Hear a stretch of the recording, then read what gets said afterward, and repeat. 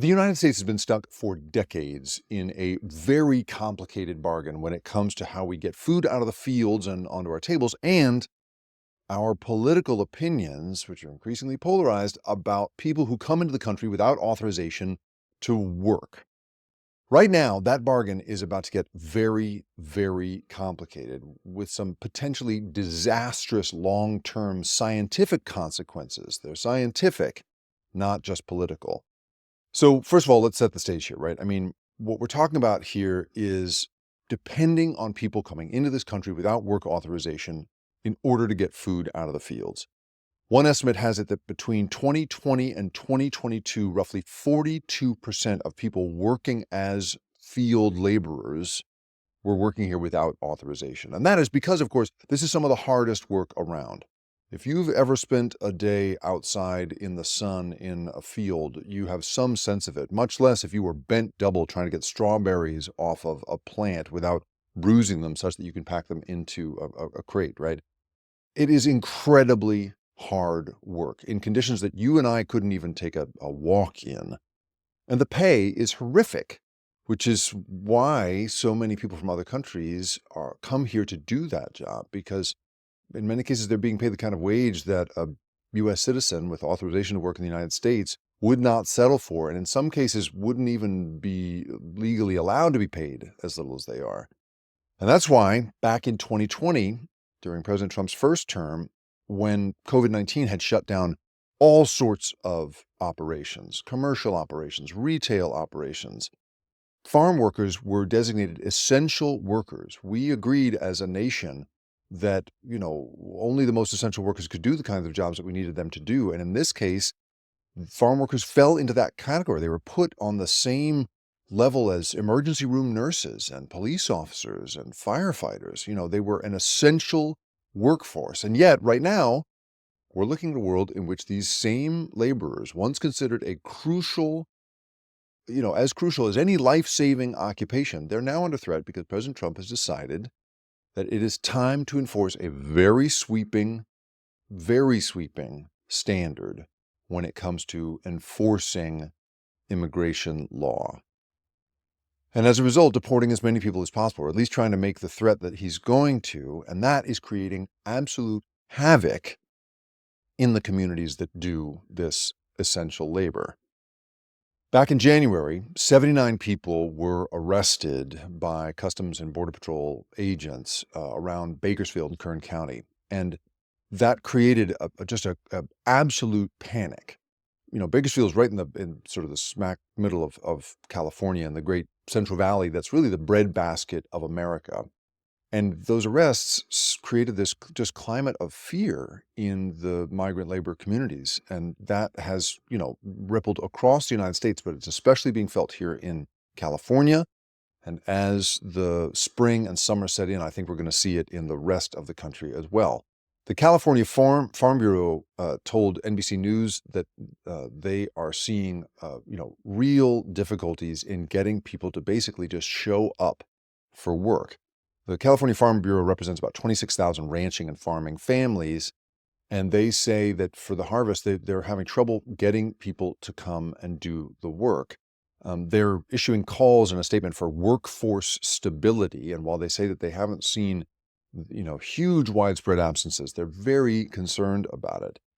The National Council of Agricultural Employers, according to NPR, had a Zoom meeting, which typically would have been, the kind of thing where they're talking about the price of corn and what else is going on, maybe tariffs. But instead, it wound up being a conversation about immigration policy. It ended up being a conversation in which these the representatives of these various companies and farms and ranches were suddenly, trading intelligence and information and tips about immigration raids. What do you do when CBP officials show up at your farm? This is the kind of thing that is really sweeping through the agricultural sector. And that's because it's really hard to find people to do this job already. The Salinas Valley, near where I am, this is the valley that county includes like Monterey. It produces an incredible amount of produce. It's the fourth most productive agricultural county in California. And, among the many, many things it produces, broccoli, cauliflower, a whole set of Asian greens, all kinds of stuff that you might buy at the store. It also is the third largest producer of, or it produces a third of the strawberry crop that comes out of California every year. If you eat a strawberry that was grown in California, you're probably eating it from the Salinas Valley. That, that county, according to the Farm Bureau there, requires 55,000 migrant workers each year just to handle the harvest. That is the bare minimum to make it happen. And they are already having trouble. They were already having trouble finding enough people to do the work because it's such difficult work.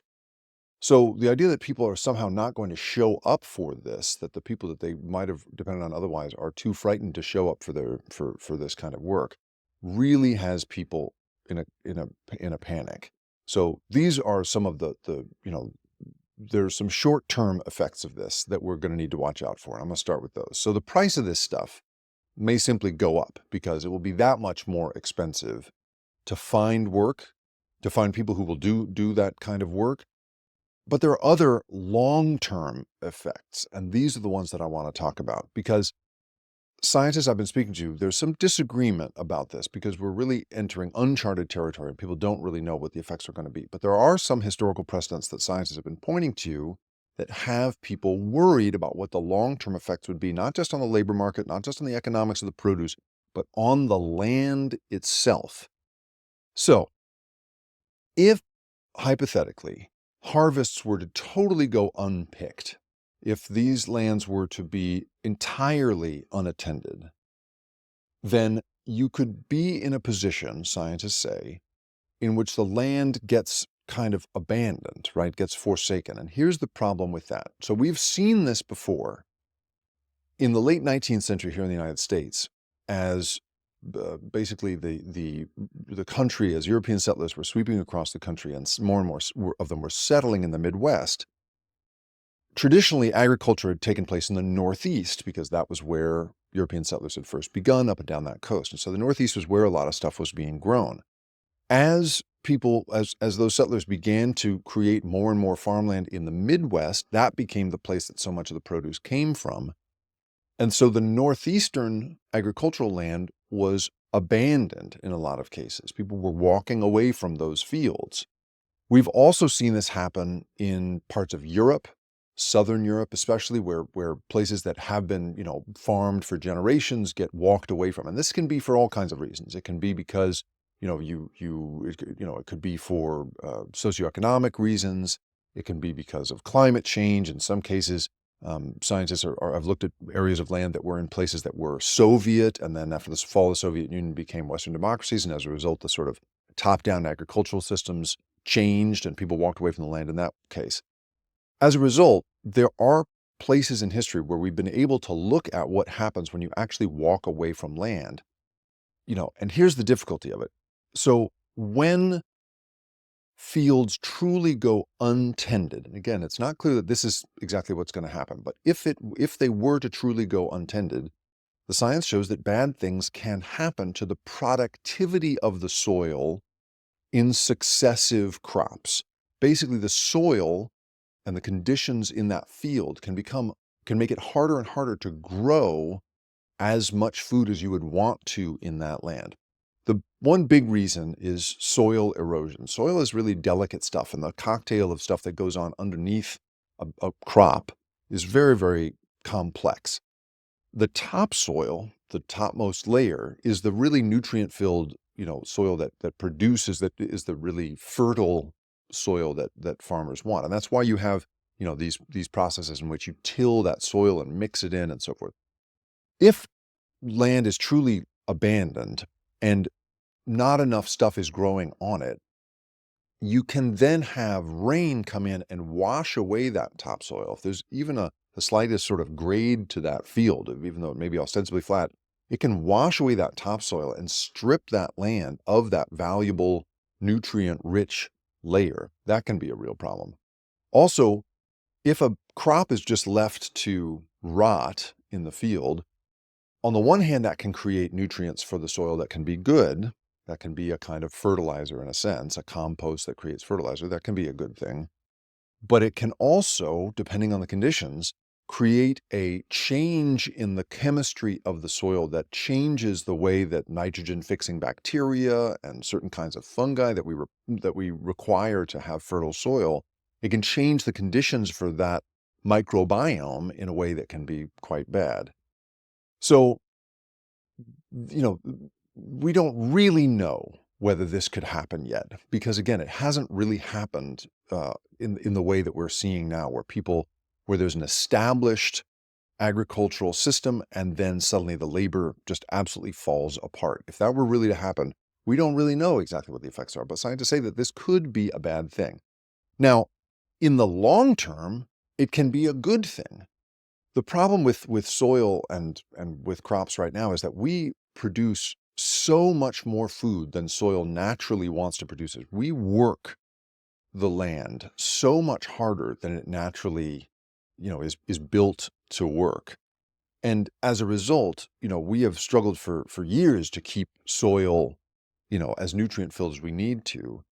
And the repeated planting and harvesting of the same crop over and over can be really problematic for soil. So we've seen in cases where land has been abandoned and then mixed with other forms of vegetation. I mean, China has something called the Loess Plateau. And since 1999, in China, they've planted forests in places that were kind of abandoned farmland and have produced incredible sort of rejuvenation of that land. About 5 million hectares have been rejuvenated under that government program. This is not the kind of thing you see in the United States. It's a very top-down, very Chinese kind of program. But, the results are really good. The problem is, in the moment that we are in, we don't seem to be in that moment, right? Where we would let weeds grow and let cattle graze and rejuvenate the land, get into what progressive farmers call a no-till system. That stuff is, that doesn't seem to be what we're looking at here, because the long-term rejuvenative effects of this kind of stuff, the restorative agriculture that we might see, that's not what we're talking about right now. We're talking about a very hard and fast political moment that seems determined to enact a kind of immigration policy without really thinking about what the long-term, even the labor effects might be, much less the scientific effects on the soil. Because, while it's fantastic to imagine that you could restore the land over, a long period of time, that's a decades-long effort. You don't get any votes that way. You don't get any headlines that way. It doesn't happen within one presidential administration. And that may mean that we are in, I would argue, perhaps the most complicated phase of this weird bargain we've always been stuck in around food and labor in the United States. Thanks everyone for watching. Your support means the world to us. So make sure you hit the like button and you subscribe to our channel to make sure that you never ever miss a video. We're live every day, 10 a.m. Eastern time. We drop even more content at 2 p.m. Eastern and 5 p.m. Eastern. And if you want more Don Lemon Show content, we'd love for you to become a member of the Lemon community, where you will receive access to special community posts. You'll get exclusive content and members-only live shows. So head over to our channel page or click the join button on this video.